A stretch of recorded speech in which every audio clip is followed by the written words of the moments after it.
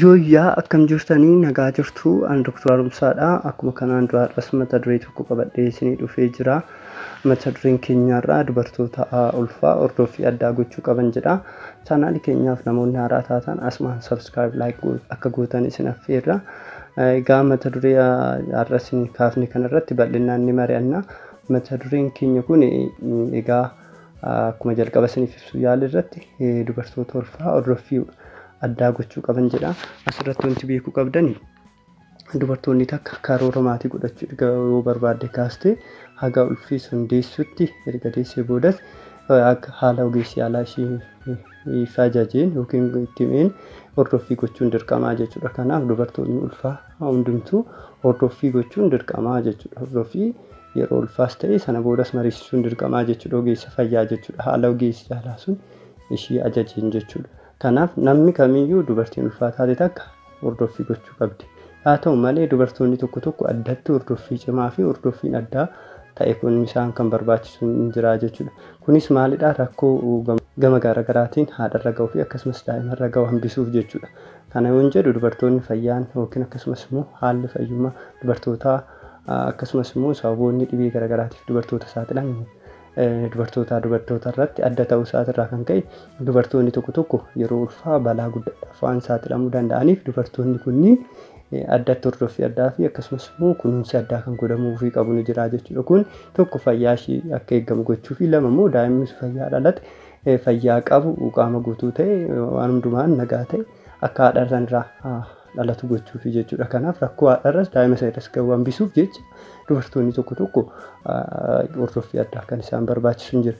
Dubartoonni addaa kunneen dubartoota akkamiiti? Maaf immoo dubartoonni kun addatti hordofii addaa isaan barbaachise?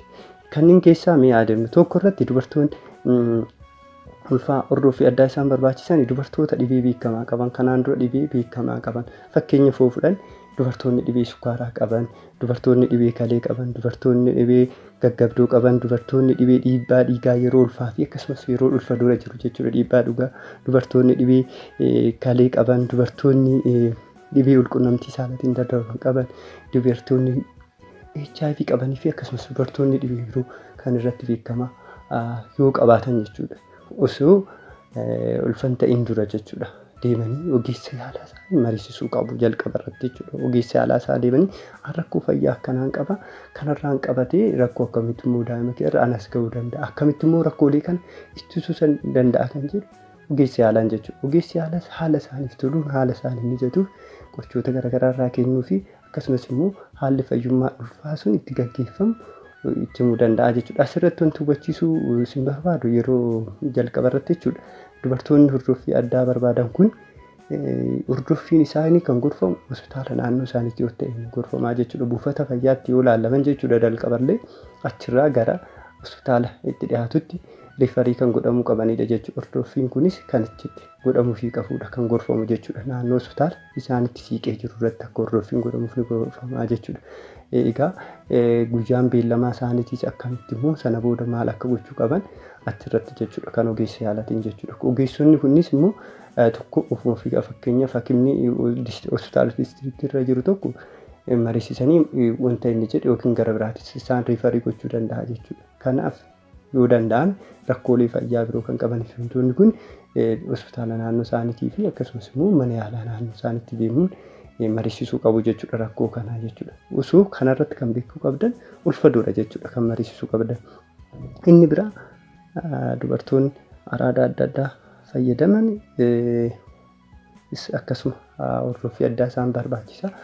Fakkeenyaaf araada shiishaa akkasumas sigaaraa alkooliis baay'isanii yeroo inni dhugan osoo ulfan ta'e dura jechuudha. Erguma daa'ima godhachuu barbaadaniin dura deemanii mana yaalaa duraanii rakkoo akkanaa qaba. Akkam gochuun qabaa sanaa booda immoo naabe akkam gochuun qabaa sanaan dura qoricha kana akka itti fufuu fi yookiin araada kana itti fufuun isaa miidhaa daa'imarra gahaa moo daa'imarra gahu kan jedhu deemanii ogeessa yaalaa mariisisuu qabu jechuudha. Tootaalii walumaa galatti garuu rakkooleen kun akka daa'imarra miidhaan gahu ni beekamaa jechuudha. Miidhaan akka ishiirra ta'e daa'ima dhalaturra. Haa ta'u malee rakkoo kana hambisuudhaaf dursa deemanii ogeessa yaalaa deemanii mariisisuun dirqamaa jechuudha. Dubartoonni araada garaagaraa qaban osoo daa'ima garaatti nafiin dura jechuudha. Sana boodas immoo urruufii cimaa gochuu qabu.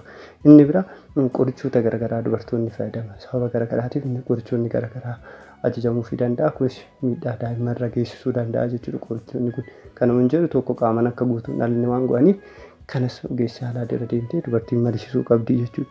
Yeroo biraa yoo kanaan dura sadaffaa irratti jechuudha. Kanaan dura dubartiin kun yaala baqaqsuutiin yookiin opereeshiniidhaan kan deessee jirtu ta'e kunis jechuudha dubartoonni kun hordoffii addaa barbaadu ulfa isaan itti dhufuuf gara hospitaala deemanii ilaallamuu qabu. Akkasumas immoo ogeessi yaalaa yeroo kam akka da'uu qabdu gadaamessa isheetiin akkamatti da'uu qabdi immoo opereeshiniidhaan da'uu qabdi kan jedhu ogeessa saniif waan murtaa'uuf kanaaf achi deemtee ogeessa sanii mariisisuu qabdi jechuudha. Inni shanaffaa irratti kanaan dura yaalli baqaqsanii yaaluu yoo qaama hormaataa ishee irratti kan gaggeeffamee jira ta'e jechuudha. Fakkeenyaaf dhiitaa gadaamessaa ta'a sababa garaagaraatiif opereeshiniin qaama hormaataa gadaamessa ishee irratti akkasumas immoo balbala gadaamessaa irratti yoo opereeshiniin gaggeeffamee jira ta'e kun immoo miidhaa yeroo ulfaa irra ga'uun miidhaa garaagaraatiif waan isii saaxiluuf kanaaf dubartiin akkanaa kunis achi deemtee ogeessi yaalaa mariisisuun dirqamaa jechuudha. Inni biraa jaaffaa irratti dubartoonni hordoffii addaa barbaadan yoo rakkoon garaagaraa qaama hormaataa irra jiraatis kun sababa uumamaatis ta'uu danda'a. Yeroo yookiin kun qorannoodhaan akkasumas immoo wanta mul'atuun adda ba'uu danda'a. Qaama hormaataa isheetirra kan rakkoon jiraatu ta'e kunis dubartoonni kun mana yaalaa deemtee ogeessa yaalaa mariisistee hordoffii barbaachisaa gochuu qabdi jechuudha. Kanaan inni torbaffaa irratti yoo kanaan dura ulfi irra deddeebi'ee kan irraa ba'u ta'e jechuudha. Kanaaf yoo ulfi ba'u ulfaa yeroo baay'ee irra deddeebi'ee yeroo 3 kanaa ol kan irra deddeebi'ee irraa ba'u ta'e kunis hordoffii addaa waan barbaachisuuf jechuudha. Kanaaf ogeessi yaalaa sun ulfi sun maaliif akka irraa ba'e irra deddeebi'an adda baasee maaliif akka ta'e sababa sana yaaluu waan danda'uuf kunis yeroo ulfillee irra deddeebi'ee irraa ba'u kan ta'e dubartoonni kunis hordoffii addaa waan barbaadan mana yaalaa deemanii hordoffii addaa gochuu qabu jechuudha.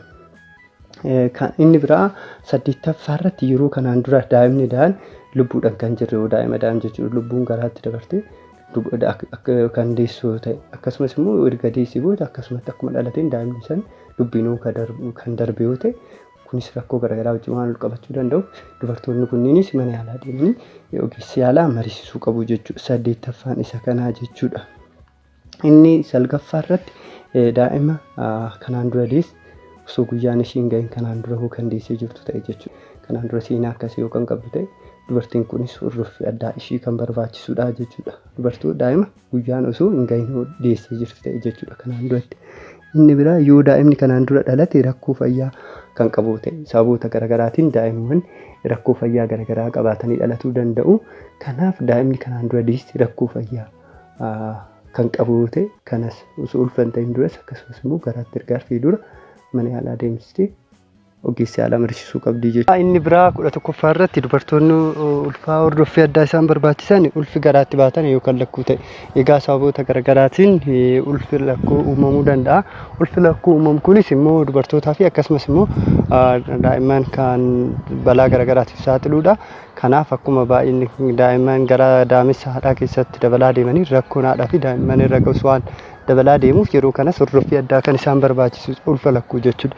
Inni biraa daa'imni 12ffaa irratti daa'imni kanaan dura deesse ulfaatinni ishii gadaanaa yookiin immoo guddaa yoo ta'e jechuudha. Yoo gadaanaa kan jennu kiiloogiraamii 2.5 gadi yoo kan ta'uu fi akkasumas immoo yoo guddaan 4.5 ol kan ta'u ta'e kiiloogiraamiin kun daa'imni kanaan dura deesse kunis rakkoota garaagaraa wajjin wal qabatee daa'imaa fi akkasumas haadhaaf waan saaxiluu danda'uuf yeroo kanatti jechuudha balaa haadhas daa'ima irra gahu hambisuudhaaf yeroo ulfaatinni daa'imman kanaan dura deesse kan kiloon isaa gadi bu'aa ta'e akkasumas immoo ol ka'aa ta'e hordoffii addaati kan barbaachisudha jechuudha. Ulfa ishii biraa itti aanu irratti jechuudha. Kanaaf daa'imman ulfaatinni ishii garmalee gadgaanaa ta'uu fi akkasumas olaanaa ta'u ulfa ishii kanaan duraati irratti.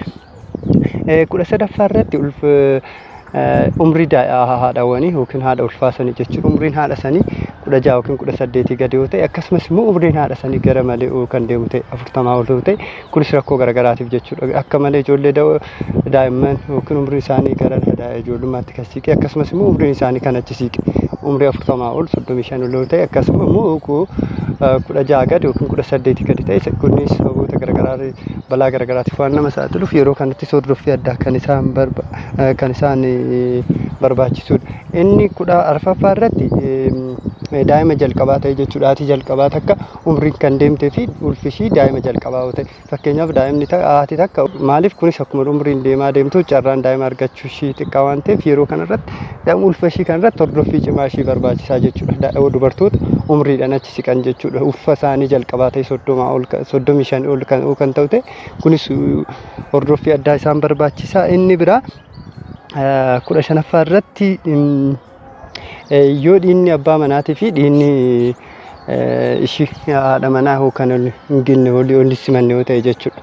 Isomonization kan jedhamu jechuudha. RH compatibility isa jedhamu san yookiin yoo kun dhiinni haadha negatiivii ta'e kan abbaa immoo pozitiivii kan ta'e yoo ta'e rakkoo daa'imman boodatti uumamuu irratti rakkoo waan qabuuf yeroo kanatti hordoffii addaa kan isaan barbaachisudha. Kunis yaalii godhamuu fi akkasumas qorsi kennamu waan jiruuf rakkoo kana hambisuu waan danda'amuuf yeroo kanatti illee dubartiin akkanaa kun ulfa hordoffii addaa kan ishii barbaachisudha jechuudha.